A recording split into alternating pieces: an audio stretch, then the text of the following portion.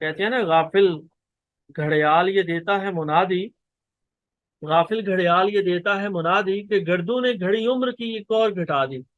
तो चले, हमने 3 सेक्शन अभी एक तकरीबन 1 घंटे में मुकम्मल कर ली हैं, 2 सेक्शन रह गए हैं। वो इंशाल्लाह ताला 7:30 बजे तक हम मुकम्मल कर लेंगे। तो यहाँ तक कोई जी क्वेश्चन, कोई क्वेरी, कोई कमेंट? बाकी मैं ये रिकॉर्डिंग भी कर रहा हूँ जूम पर, तो इंशाल्लाह ताला मैं अपने चैनल पे ये वीडियोस भी डाल दूंगा।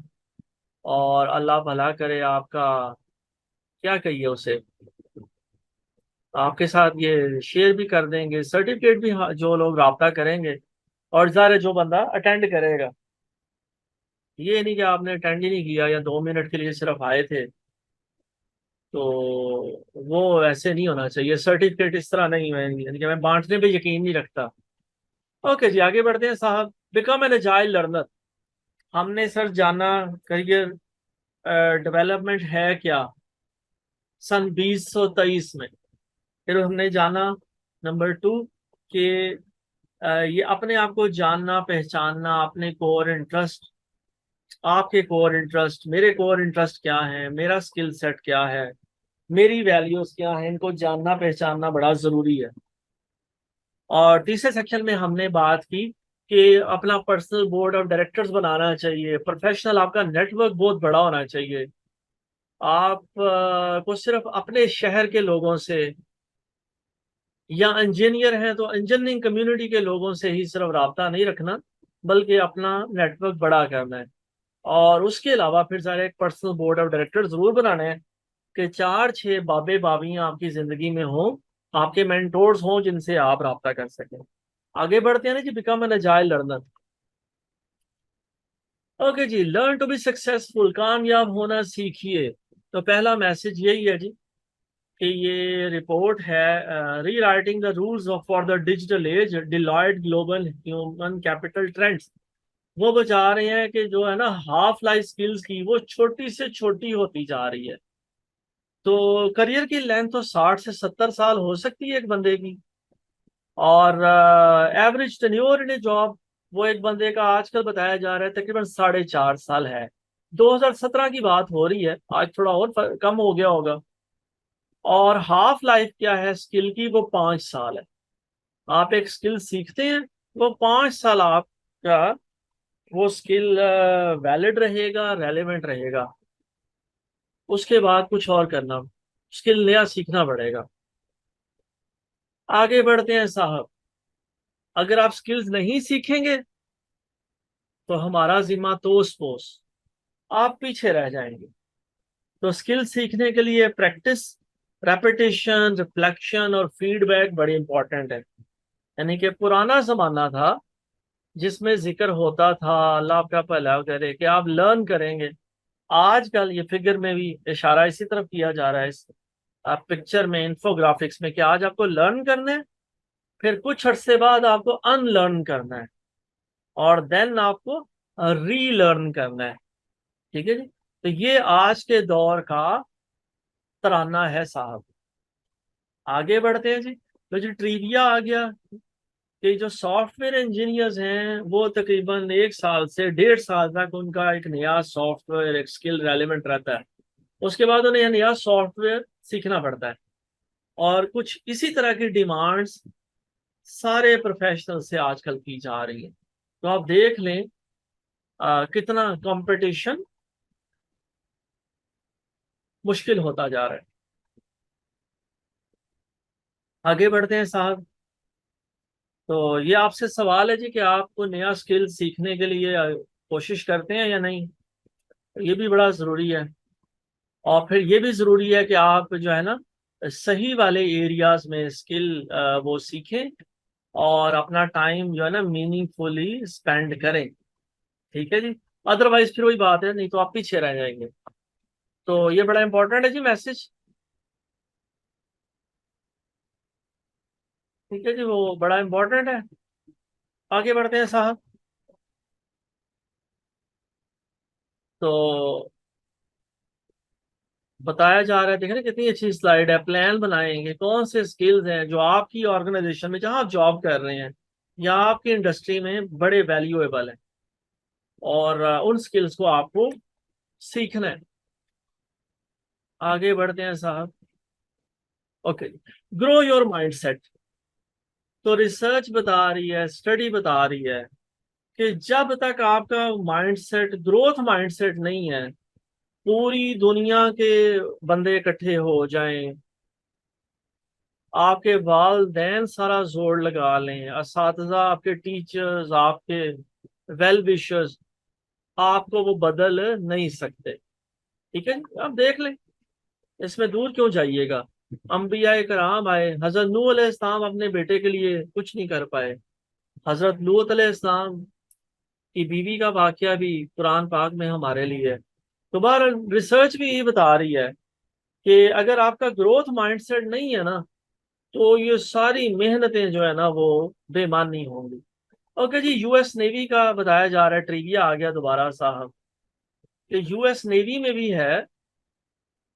क्या है यूएस नेवी में,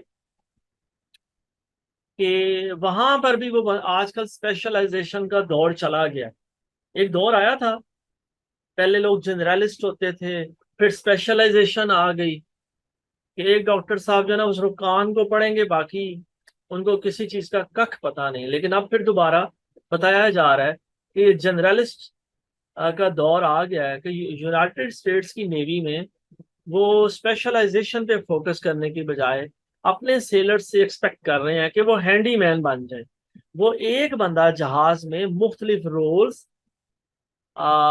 में काम कर सके। ठीक है जी, तो ये यूएस नेवी से जो है ना वो हम ले रहे हैं एक आइडिया, कि ये जो है ना, देखें टाइटल बता रहा है, expertise is falling out of favour. ये जो एक्सपर्टीज है ना, ये स्पेशलाइजेशन है, इसको आजकल पसंद, या इस आइडिया को कबूल आम हासिल नहीं है जी। आगे बढ़ते हैं साहब। अच्छा जी, अब आपका एटीट्यूड क्या है, ये सवाल आपसे है, मुझसे भी है, आपसे भी है, कि बड़े ही सच्चाई के साथ ऑनेस्ट होके बताएं कि आप क्या समझते हैं। ठीक है, कि कुछ सवाल किए जा रहे हैं, इनके जवाब ढूंढना कितना जरूरी है। ठीक है, तो मैं अब वो शेयर कर देता हूँ कि अगर आप कहते हैं कि मैं मोस्टली एग्री करता हूँ इन बातों से, तो ये वार्निंग साइन है। अगर आपके रिस्पॉन्सेज मिक्स्ड हैं तो नॉर्मल है। तो बाज़ औक़ात बंदा ज़ाहिर है फैसला नहीं कर पाता। लेकिन आप मोस्टली डिसएग्री करते हैं, तो ये एक अच्छी बात है। आप ऑलरेडी एक एजाइल लर्नर हैं, आपका ग्रोथ माइंडसेट है, फिक्स्ड माइंडसेट नहीं है। आगे मजीद बात होती है। ओके जी, ग्रोथ माइंडसेट में 4 स्टेप्स हैं। कि सबसे पहला तो ये बात तस्लीम करना मुश्किल है ना मेरे लिए, आपके लिए, कि जो है ना, हाँ को चैलेंज दरपेश है कि नहीं। ठीक है, जब आप चैलेंज का सामना नहीं करना चाहते, या नाकामी का शिकार हैं, नाकामी को कबूल कर चुके हैं, तो आप फिक्स माइंडसेट के बंदे हैं। और दूसरा ये है कि रियलाइज कि आपके पास एक चॉइस है। ठीक है जी, आप या तो रिट्रीट कर सकते हैं, या रीफ्रेम कर सकते हैं उस चैलेंज को, और ये चैलेंज आपके लिए एक लर्निंग अपॉर्चुनिटी है। ठीक है जी, तो अगर आप ये मानते हैं कि आप चैलेंज से भाग रहे हैं, और दूसरा उस चैलेंज को आप रीफ्रेम कर रहे हैं कि यार ये सीखने का मौका है, ये डरने का घबराने का मौका नहीं है, ये कुछ सीखने का मौका है, तो इसका मतलब है ग्रोथ माइंडसेट है। तीसरी बात है कि हैव एन इनर डायलॉग। ठीक है, ऐसी ऐसा मुकालमा करें अपने साथ कि जिससे ग्रोथ माइंडसेट की रिफ्लेक्शन आए। ठीक है, और फिर नंबर 4, अपने जहन को स्विच करें ग्रोथ माइंडसेट की तरफ, नाकामियों से सबक सीखें और चैलेंज का सामना करें। अगर आप ये करते हैं, ये करने की कोशिश कर रहे हैं, तो आप इंशाल्लाह ताला एक ग्रोथ माइंडसेट के बंदे हैं, बन सकते हैं। आगे बढ़ते हैं साहब। तो 2 से 3 काम कोई आपको इनमें से करने हैं कि आपका जो है ना माइंडसेट भी ग्रो करे। ठीक है जी, तो ये सर फिक्स माइंडसेट जिसको ताला लगा हुआ है, फिगर शेयर की जा रही है बॉटम राइट पे। और दूसरी तरफ एक दिमाग है जो ग्रो कर रहा है, जिस पे रंग सब्ज है और वो इवॉल्व कर रहा है। ये कंपैरिजन है जी, फिक्स माइंडसेट और ग्रोथ माइंडसेट का। अच्छा जी, आप एजाइल लर्नर हैं अगर आप फ्लेक्सिबल हैं, आप अपनी गलतियों से सीखते हैं, और आप लोगों को जो तब्दीलियां हैं और उन तब्दीलियों को लोगों को अच्छे तरीके से रिस्पॉन्ड करते हैं। इस ज़मन में क्या बेस्ट प्रैक्टिसेस हैं कि अपने इंटरेस्ट, पर्सनल इंटरेस्ट को परसू करें और अपनी क्यूरोसिटी को साशिएट करें। अपना जो तजस्सुस है, जो क्यूरोसिटी है, उसे सेटिस्फाई करें। ये पहली अच्छी बेस्ट प्रैक्टिस है। तो यहाँ जी इस ट्रेनिंग सेशन में भी मैं आपसे जो आज के एक्सपर्ट्स हैं जो बेस्ट प्रैक्टिसेस बता रहे हैं वो मैं आपसे शेयर कर रहा हूँ। ठीक है साहब, आगे बढ़ते हैं। अपना जो है ना नेटवर्क ग्रो करें। हाँ जी, पिछले सेक्शन में तो हमने सारा वक्त इसी बात पे स्पेंड किया है कि अपना प्रोफेशनल नेटवर्क भी ग्रो करें और उसके अलावा पर्सनल बोर्ड ऑफ डायरेक्टर्स भी बनाएं। लेकिन जूम फिर बता रहा है कि 10 मिनट बाद हमें दोबारा इस लिंक को ज्वाइन करना पड़ेगा। आगे बढ़ते हैं साहब। Number 3, dampen your natural defensiveness. ओहो, बड़ी बात है। आप किसी नौजवान से बात करो या किसी से बात करो या कोई मुझसे बात करेगा ना, तो मैं डिफेंसिव हो जाऊंगा। इस चीज को रेजिस्ट करना है, इस अर्ज को। ठीक है, ये जो है ना अर्ज कि आए माए शाएं करना, हुजतें करना, यहाँ इनसे मसले हल नहीं होंगे। अगर ये search for lesson in unsuccessful and successful outcomes, आप जब कामयाब हो जाएं तब भी अल्लाह का शुक्र अदा करें। किसी प्रोजेक्ट में नाकामी हो तो तब भी आ, उस उन नाकामियों से सीखें और अल्लाह से भी दुआ करें कि या अल्लाह नेक्स्ट टाइम मैं काम करूं तो मुझे कामयाबी अता कीजिएगा। आगे बढ़ते हैं साहब। ठीक है जी, ये आपको करने वाले काम हैं कि आप अपनी सेल्फ अवेयरनेस पे भी काम करेंगे, क्यूरोसिटी पे भी, और इन तमाम चीज़ों को आप एड्रेस करेंगे इंशाल्लाह ताला। मैं भी करूंगा। ओके जी, स्ट्रेच इन प्लेस। अगला आइडिया ये है जी कि अगर आप ये ना करें कि फौरी तौर पे नौकरी छोड़ दें एक जगह से, और अगर आप वहीं उसी ऑर्गेनाइजेशन में, उसी डिपार्टमेंट में और अपॉर्चुनिटीज ढूंढने की कोशिश करें within the same organisation. तो यहाँ एक सवाल पूछा जा रहा है कि जहाँ आप जॉब कर रहे हैं, क्या वहाँ ग्रोथ हो रही है, वहाँ आपके पास आगे बढ़ने के मौके हैं? अच्छा साहब, तो वही मौके ढूंढने के लिए एक आइडिया दिया जा रहा है जॉब क्राफ्टिंग का, कि अपनी जॉब को खुद क्राफ्ट करें, on the job learning opportunity ढूंढें। उसमें अपनी टास्क को भी आप क्राफ्ट कर सकते हैं। ठीक है जी, या अपने रिलेशनशिप को आप क्राफ्ट कर लें। तो ये मुख्तलिफ आइडियाज एक्सपर्ट दे रहे हैं कि वहीं उसी यूनिवर्सिटी में, उसी नौकरी में, उसी दायरे में रहते हुए आप अपना रोल चेंज करने की, अपना कोई रिलेशनशिप चेंज करने की कोशिश करें ताकि आप जॉब को क्राफ्ट कर सकें। तो यहाँ पर भी कुछ क्वेश्चंस वैसे ही बताए जा रहे हैं। फिर जॉब रोटेशन का भी आइडिया दिया जा रहा है।